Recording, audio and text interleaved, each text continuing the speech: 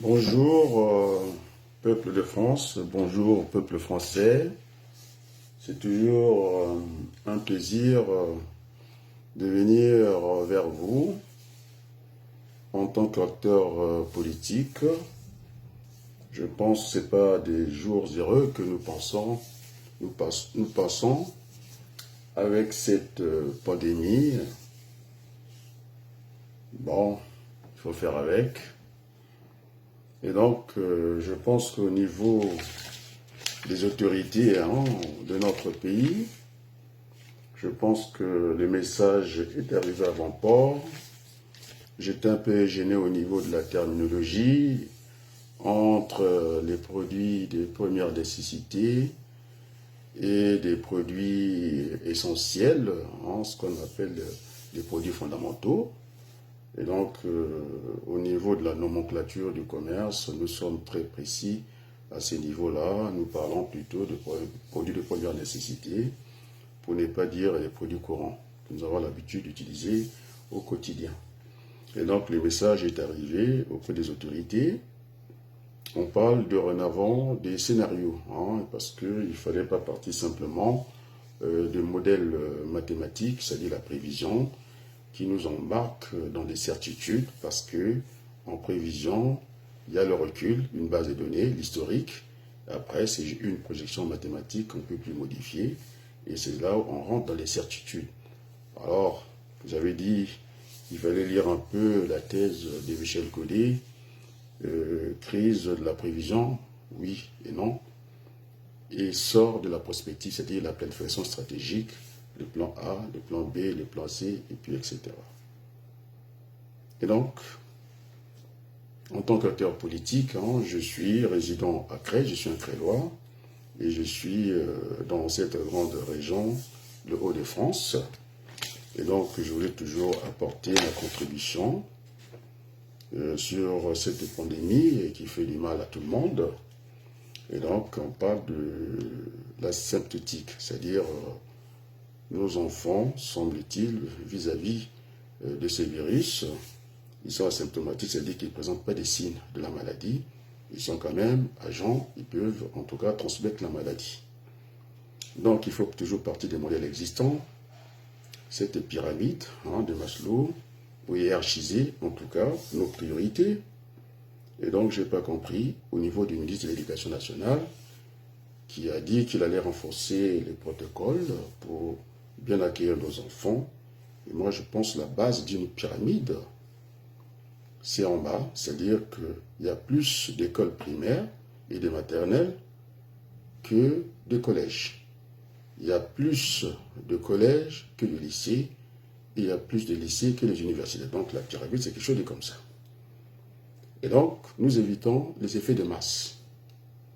Et là, j'ai l'impression que nous avons encore renversé cette pyramide. Et donc, là où il y a beaucoup de gens, au contraire, il faut diminuer le nombre. Donc, j'avais demandé qu'on pouvait faire tourner ces pays par des modèles existants.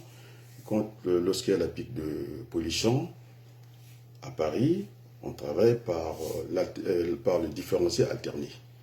Et ce que j'ai aussi rattrapé par le modèle Wilson, au niveau de la contradiction, lors des approvisionnements, il fallait chercher le coût d'équilibre. Voilà, là aussi, la démonstration était faite. Et donc, je pense que le message est entendu en haut lieu. Alors, j'ai des enfants à la maison, une lycéenne et un collégien. Il se trouve que le petit au collège, il va tous les jours. C'est là, il y a plus de nombre, il y a plus de collégiens que de lycéens. Et qu'au lycée, ce que j'avais proposé de faire des rotations pour diminuer un peu cette pression au niveau, en tout cas, de la surface et tout. Parce qu'il faut observer ces distanciations sociales. Et donc là, ça ne va pas. Moi, je pense qu'il faut rechercher l'équité, la justice sociale, de faire tourner ce pays par rotation. Comme ça, personne n'aura à se plaindre.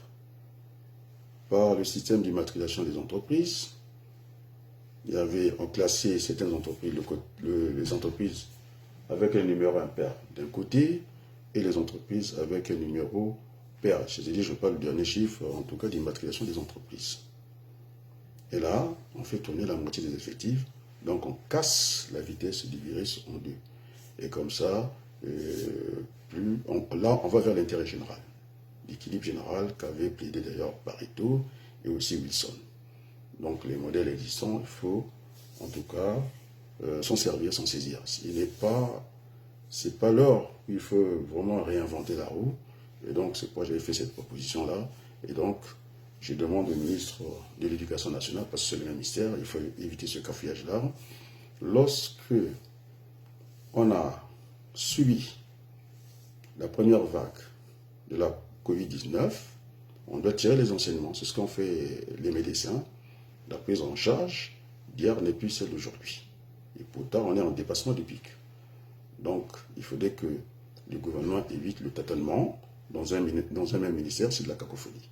Si on fait des rotations, telles que je l'ai indiqué, un coup c'est la 6e, le lendemain, c'est la 5e, par numéro pair impair. Donc ça devrait tourner tranquillement. Bon, certains m'ont suggéré, parce que je suis suivi par un certain nombre, au lieu que ce soit le lendemain de tourner, eh bien, on peut tourner à la semaine. Donc ça, c'est une question de périodicité. C'est le temps, donc c'est pas un problème. Et dès qu'on a compris les principes, on peut y aller. Et donc, je me disais que comment on peut désigner que tel enfant est asymptomatique, l'autre ne l'est pas. C'est-à-dire, quand je prends la frontière, c'est la même génération. L'enfant qui est en 3e a le même âge que celui qui est en 2e. Et donc, comment est-ce que celui qui a le même âge, qui est au lycée, serait symptomatique, et l'autre qui est au collège est asymptomatique. Donc, ce sont des raisonnements qui ne tiennent pas debout, ça ne tient pas la route. Donc, il faut repartir vers les modèles les plus simples. On sait de faire tourner notre pays pour ne pas casser l'économie. Bon, maintenant, si on fait le choix, ça peut être un réflexe des gouvernants, ceux qui ont la manette de ce pays, hein, et prime à la casse. Est-ce qu'on veut aller vers la prime à la casse? Plutôt, il faut concilier l'économie au social. Donc, les petits commerçants, les détaillants, hein, ils n'attendent pas de ces aides-là parce que c'est l'économie qui va prendre un coup. On avait raté un moment quand toutes les économies du monde s'étaient arrêtées. C'est là qu'il fallait vraiment profiter de faire le bon confinement. C'est-à-dire, lorsque le mouvement est à l'arrêt, hein, vous avez une poulie ici, le poids va représenter l'économie. Et puis la force, la finance. Et à l'équilibre, ni le poids, ni la force ne tirent pas là. Donc, quand on est à cette période-là, il fallait éviter le mensonge que la France, les pays s'endettaient pas, tout était au repos. Donc voilà, maintenant, pour préciser que nous avons une économie au niveau des fondamentaux, solide, je rejoins, j'apprends dans le même sens que le ministre de l'économie, je pense, M. Le Maire. C'est vrai. Parce que, au niveau des fondamentaux, l'économie française fonctionne avec deux pieds. Il y a le côté, le capital, et puis de l'autre côté, le travail. Ce qui fait qu'au niveau de prélèvement obligatoire, on peut se moquer de la fin, en entendant, en période de crise, l'économie française est parmi les meilleures. Parce que lorsque vous faites la TVA sur la richesse du pays, le produit intérieur brut, ce qu'on appelle la partie fiscale. Et lorsque vous prenez les cotisations sociales sur la même richesse, le produit intérieur brut, vous avez ce qu'on appelle parafiscal. Et donc, notre pays fonctionne, hein, les ressources de l'État, en tout cas, viennent de deux pieds. Et donc, au niveau des fondamentaux, nous avons une économie solide qui peut résister à certaines crises par rapport à d'autres pays. Un exemple pour ne pas vous convaincre, c'est tellement, bon, je suis là aussi pour vous convaincre, c'est quant à l'armée, en période de guerre, l'armée, les militaires sont les meilleurs gestionnaires, parce qu'ils savent gérer, ce sont des bons logisticiens. Mais en temps de paix, je ne pense pas que les bons gestionnaires, on va les trouver du côté de l'armée, parce que je ne trouve pas le profit. Un militaire qui part de Marseille pour venir tirer une cartouche à Paris, je pense que ce n'est pas rentable. Donc en temps de paix, ce sont les civils qui doivent prendre la gestion du pays. Donc c'est pour dire aussi que nous avons une économie solide. Sur ce, je pense que je dois pouvoir vous quitter. Je dois être appelé à d'autres fonctions. Et comme je suis dans un élan de liberté, eh bien, on va terminer avec la chanson que j'aime bien, que vous commencez à connaître.